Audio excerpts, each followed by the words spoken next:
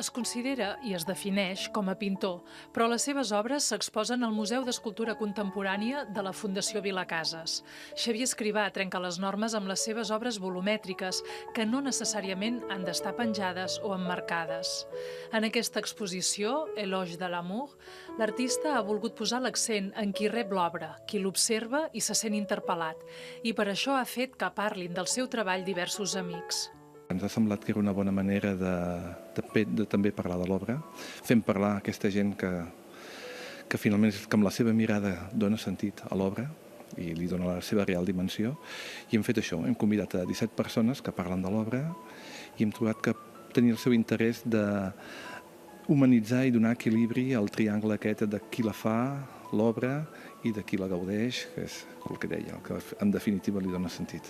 Comissariada per l'experta en art Glòria Bosch, a la mostra s'hi exposen més d'una vintena de peces i s'hi pot descobrir alguna d'inèdita com aquesta, recent, que s'anomena Llibertat.